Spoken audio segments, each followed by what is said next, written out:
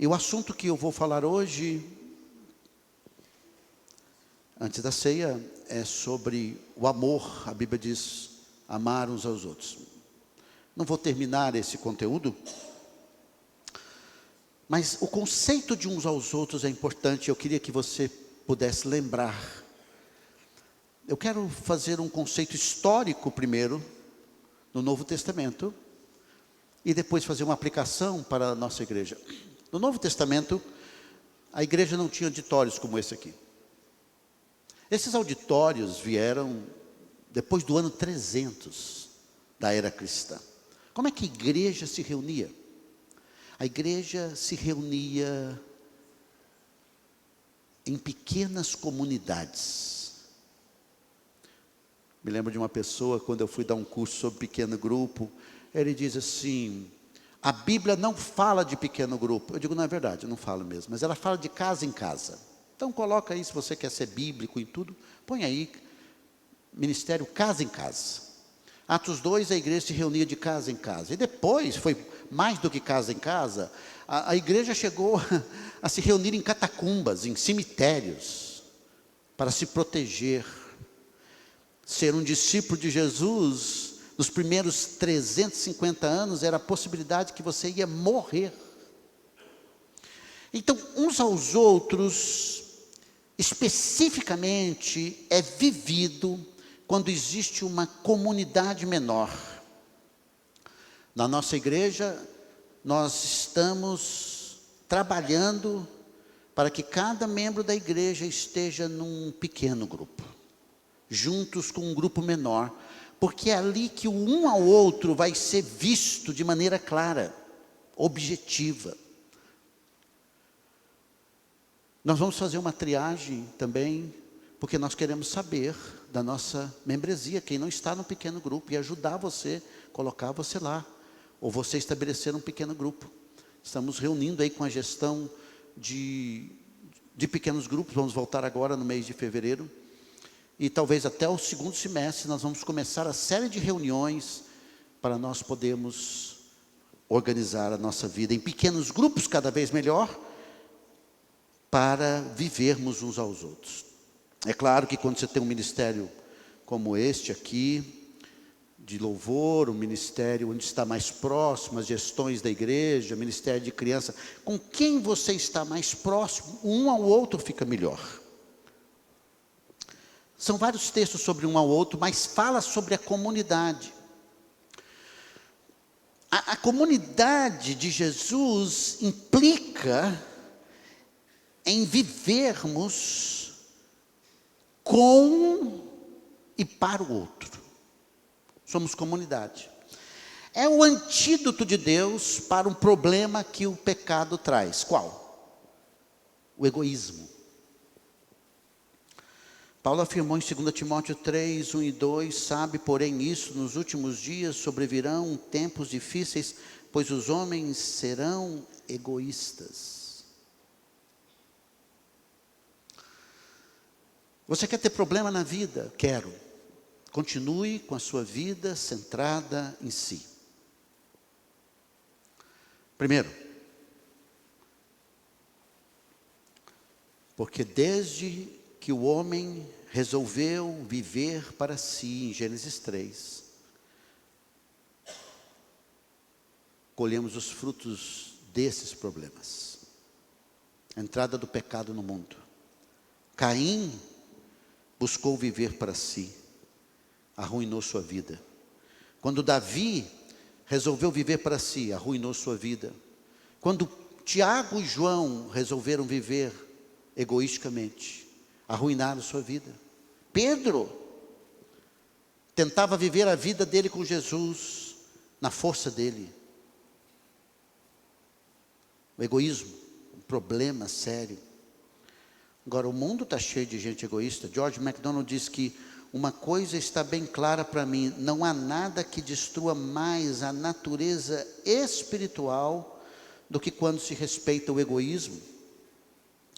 Então, o egoísmo coloca você no centro e não Deus. Ele é tão poderoso,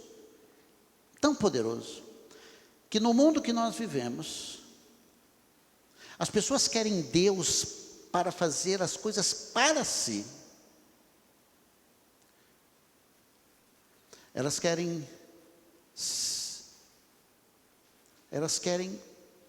ter de Deus o que elas querem de Deus.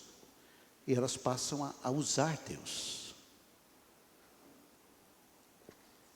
O egoísta é alguém que foca em si mesmo e pretere o outro.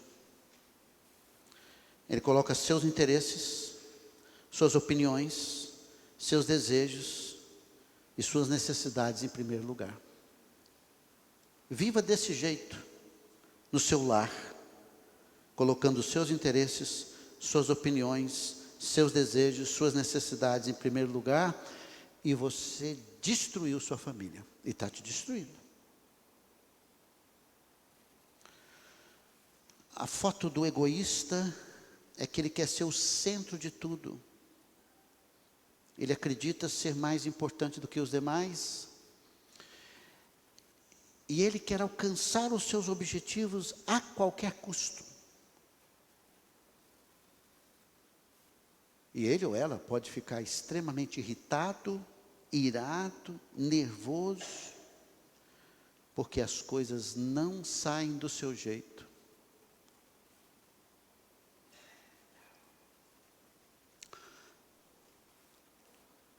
A destruição da raça humana com Noé inclui o quê? A centralidade do homem em si mesmo e a vida imoral. A vida imoral. Queridos, não existe uma sociedade que tenha sido preservada quando a imoralidade sexual está solta. Não existe um lar, não existe uma igreja, não existe uma instituição. Me lembro de um empresário em São Paulo, de uma grande empresa, que ele foi esquartejado pela sua esposa, que antes de ser sua esposa, era uma prostituta. Ela matou o cara, esquartejou o cara. Não é? O egoísmo. O egoísmo aumenta as tragédias no mundo, aumenta a forma de governo do jeito dos governantes. Assim, não há casamento, não há família, não há empresa, não há relacionamentos, não há governo ou qualquer outro ramo da sociedade organizada que subsista quando o eu torna o centro. O centro do egoísta é procurar seu próprio interesse. Ele quer ser servido. Ele se irrita. Ele é briguento ou ela, rancoroso, quer seus direitos, quer manter no controle de tudo, quer desfrutar, às vezes, sem trabalho. Ama a fama. É à toa que as redes sociais, que é um canal maravilhoso para evangelizar, está cheio de gente que nunca postaria, às vezes, algo aqui dentro dessa comunidade, ou no trabalho, mas se expõe ridiculamente na rede social para ser visto e vista. Olha por onde eu andei, olha o que eu fiz, olha o que eu tenho, olha para o meu corpo.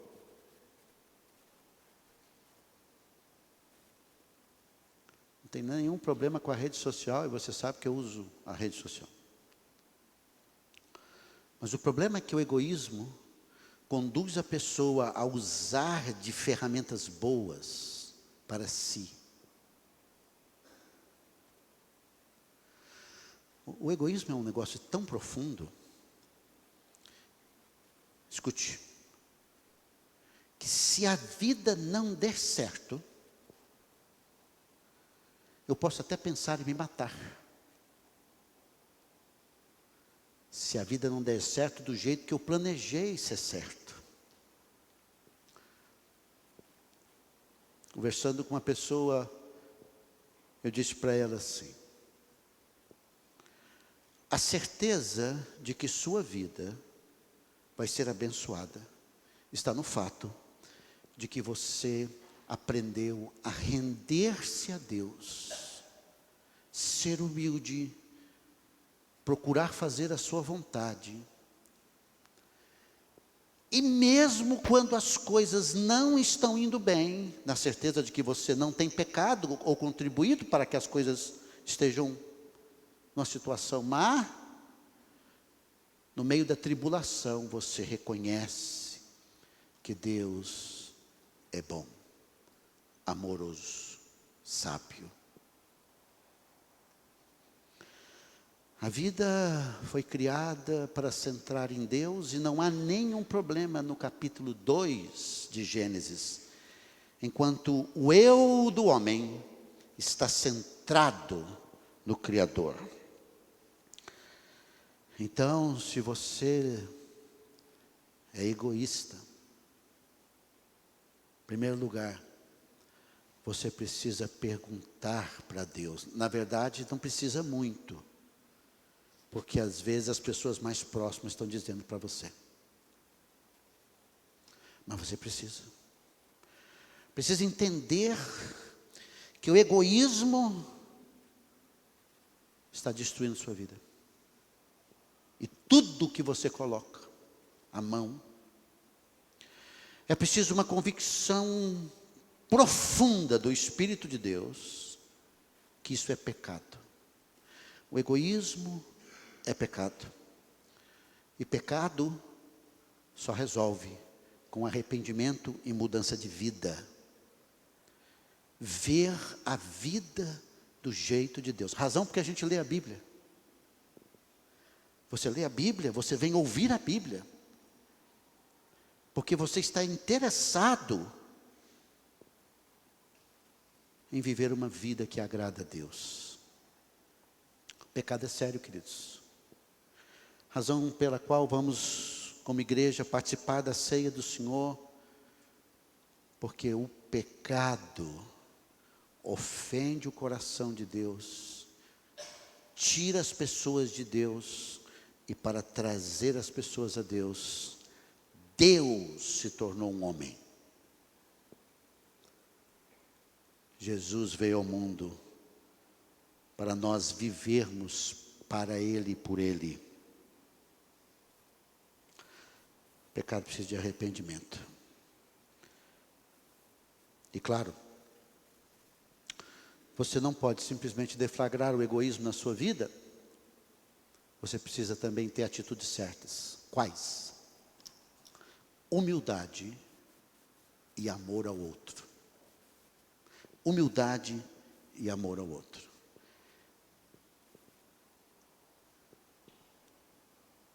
Sobre o egoísmo, Benjamin Franklin disse: aquele que se apaixona por si mesmo não terá rivais. O egoísmo nada mais é do que essa paixão que tem por si. Queria eu, como Spurgeon fez em uma das suas pregações, analisar uma pessoa morta e levar você numa imagem mental sobre uma pessoa morta. Quando aquela pessoa, ela é sepultada, a partir da hora que ela morreu, um processo de decomposição entra no seu corpo. E uma vez que essa pessoa é enterrada, há muita coisa acontecendo no corpo dela. Ela está sendo engolida por vermes. Que nenhum de nós, acho que não, gostaríamos de ver esse processo no corpo, advindo da entrada do pecado, que é uma coisa horrível. Por que essa ilustração? Para nos chocar que nós somos seres mortais. E você não é o que você acha que é. Na minha devocional de hoje, eu estava lendo Deuteronômio 8.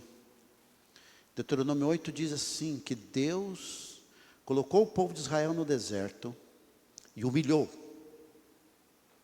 Ele deixou o povo de Israel do deserto para que eles pudessem entender que não dá para viver a vida sem Deus e centrar em Deus.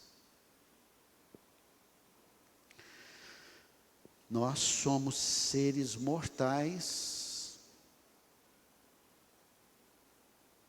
Nós não somos isso que nós achamos que somos. Estamos enganados, o nosso coração é enganoso. Estamos nesse mundo para a glória de Deus. Estamos nesse mundo para ser um instrumento de Deus, com a capacidade, com os recursos, com as oportunidades que Ele deu. E tudo que Ele deu precisa ser rendido ao Senhor, ensinado para os filhos. E dizer, Senhor, está aqui a minha vida para a Tua glória. Obrigado pelo meu trabalho, obrigado pela minha família, obrigado pelos meus filhos, obrigado pelos recursos, obrigado pelas oportunidades, obrigado pelas habilidades.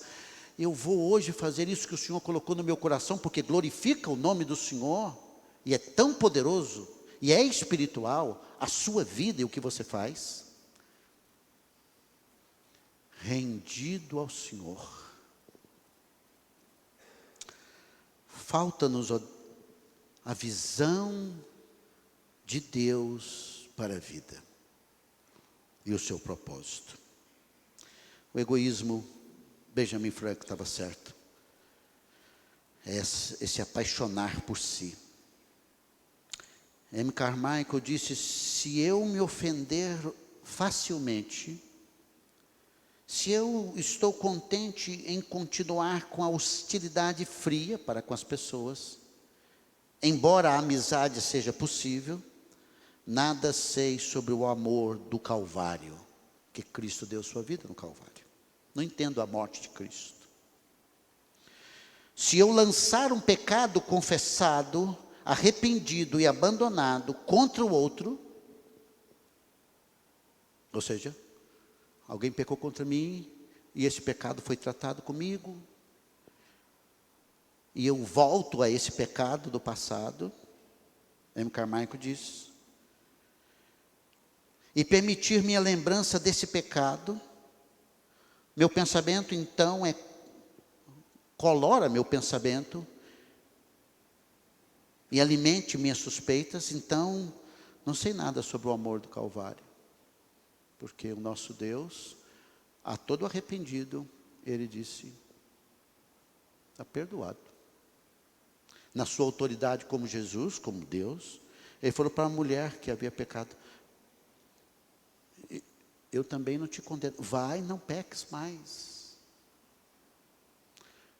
João 5, ao curar o paralítico, Jesus diz, vai e não volte a pecar, para que uma coisa pior venha a acontecer.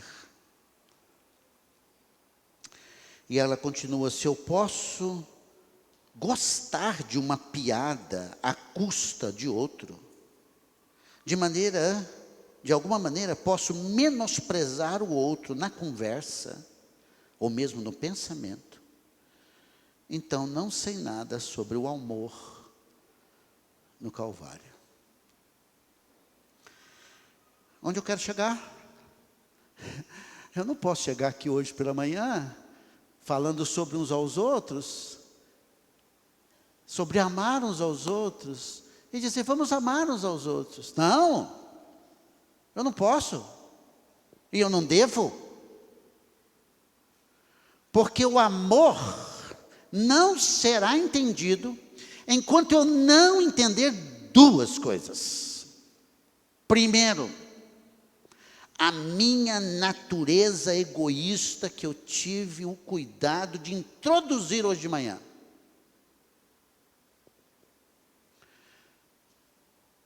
Resumindo, se você sair daqui e não entender que você é uma egoísta em potencial, e não tratar isso aos pés da cruz, e não tratar isso com seriedade, com uma visão de Deus, e não se arrepender, e não fazer planos para mudar de vida, você não vai entender amor. Essa é a sua parte. E quando nós entendermos amor, segunda coisa, nós temos que entender sobre Jesus. Temos que entender sobre Deus. É nessa linha que nós vamos combater o mal chamado egoísmo.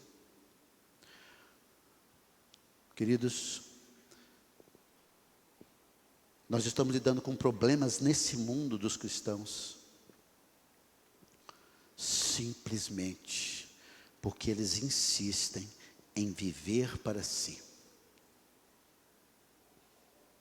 Segundo problema, eles não amam. Pastor, eu queria tanto que a minha vida melhorasse nos meus problemas. Alguns problemas foram criados por você, outros não. Os problemas que você tem que não foram criados por você, talvez por outras pessoas, eu vou explicar para você o que fazer, porque é simples. Você tem que perdoar. Perdoar. O perdão é a demonstração profunda de amor aos algozes, aos inimigos. Perdoar. Eu levo isso tão a sério, que nesses anos que eu sou pastoreando a igreja, em nenhum tempo do ano, eu nunca deixei de pregar 2, 3 ou 4 mensagens sobre o perdão. Até porque o auditório muda, e o que não muda, precisa aprender. Esse é para quem fez mal para você. Segundo, quando você perdoa, a sua vida começa a mudar. Ah, pastor, eu não entendo o perdão. Tudo bem.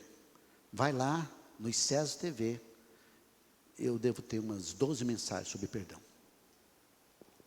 Eu ouvi, mas não consigo praticar. Então ora. Ora, ora, ora, ora e ora. Eu digo, Deus, eu quero fazer isso. A gente não muda. Sabe por quê? Porque não põe o problema no foco. Queridos, nós temos muita coisa para nos entreter. E se você quiser mudar de vida, você tem que colocar o problema no foco. Este é meu problema. Segundo, talvez você não tenha esse problema, mas você está sendo alimentado pelo egoísmo, pela vida em si. Por todos esses, e você sabe que é egoísta porque eu te dei hoje uma sinalização de várias coisas que mostram que você é egoísta. Então, para o egoísmo, que não tem nada a ver com o passado, você confessa e começa a servir. Começa a demonstrar amor em serviço. Você começa a demonstrar amor dando. Não faça muita coisa.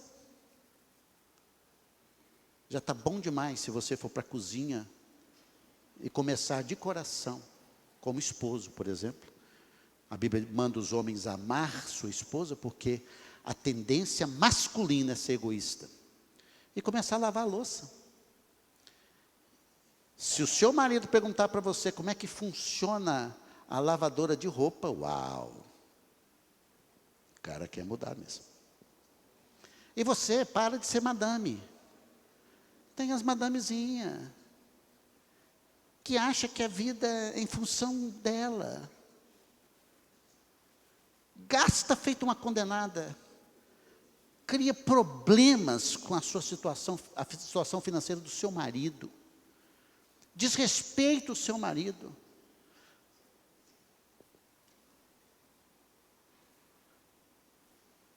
Em outras horas diz assim, estou com dor de cabeça, e é mentira, você sabe o que eu estou falando.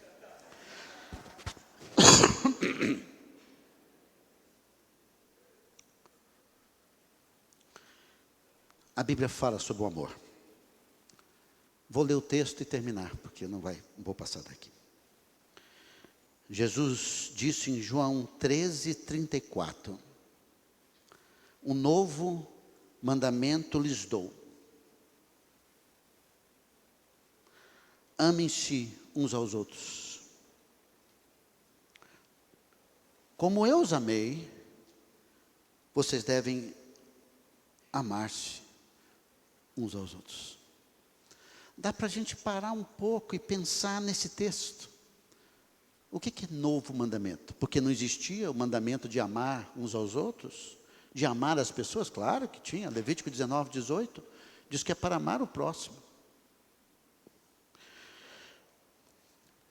O que está nesse novo mandamento? Amem-se uns aos outros. O que está nesse mandamento é que o amor que será dado, doado, feito, praticado por alguém que diz ser de Jesus, é igual ao amor de Jesus. Como eu vos amei. É claro que nós não vamos entender a vida cristã se nós não entendermos sobre a pessoa de Jesus. É o meditar sobre Jesus, é o formar de Jesus na nossa vida, é pensar, refletir sobre Ele, é ler sobre Ele, que nós vamos entender o amor. Vou terminar com essa frase de Adrian Rogers. O cristianismo é um relacionamento, não é religião, é um relacionamento de amor entre um filho de Deus, você, convertido a Jesus, e o seu Criador, Deus o Pai. Como que isso é feito? Por meio do Filho, da sua obra na cruz, no dia da conversão. Como? No poder do Espírito. Porque o fruto do Espírito é amor. O primeiro dos gomos do fruto é amor. Então nós precisamos começar no viés correto. Como? Olhando para o nosso egoísmo, que vamos confessar hoje pela manhã. E olhando pelo amor de Jesus por nós. Que objetivou esse relacionamento com Deus. Relacionamento com Deus.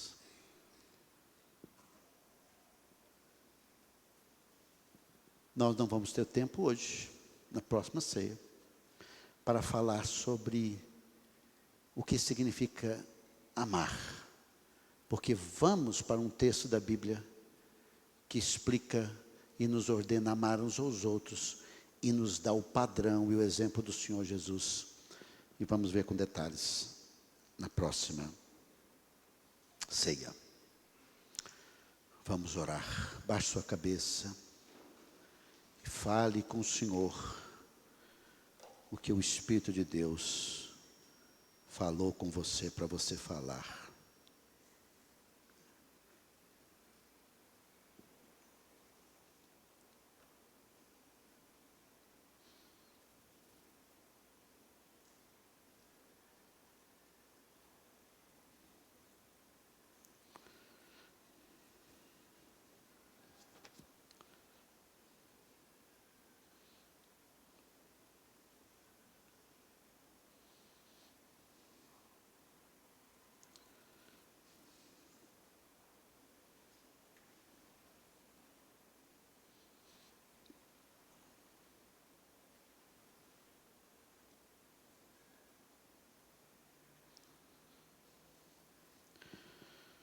Senhor, nessa manhã, nós estamos aqui juntos, como povo do Senhor, nessa comunidade local, para te adorar, e já o fizemos e continuamos fazendo, Senhor Deus, nesse período de culto. Tudo que nós já cantamos, já ouvimos, já oramos, ouvimos a Tua voz nessa manhã, através da Tua palavra específica, e começamos, Senhor Deus, a aprender os passos do amor,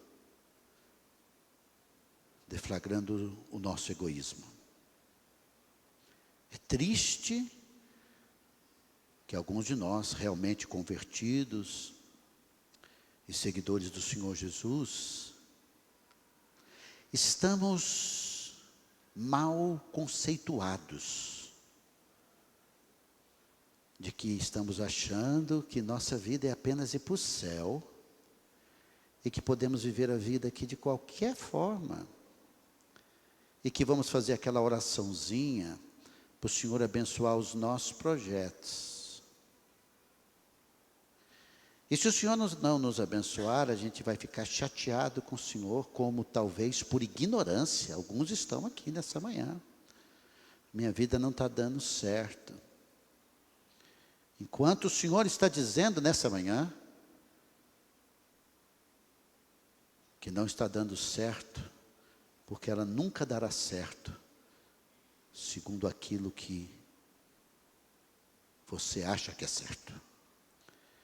Estamos aqui para fazer a Tua vontade. E se não entendemos o Evangelho que nos leva a viver como Jesus, por Jesus e para Jesus, nessa manhã começa uma oportunidade para corrigir, consertar e restaurar nossa vida. Senhor, que nós não sejamos uma igreja do Senhor que fica no papel, apenas bonito no dizer que devemos ser e fazer discípulo de Jesus, que amam a Deus, amam os irmãos e amam os perdidos, mas realmente vivermos o que temos sido propostos a fazer segundo a Tua palavra. Nessa manhã, ouça a nossa oração e aplique profundamente essas verdades nas nossas vidas, para a Tua glória, no nome do Senhor Jesus. Amém.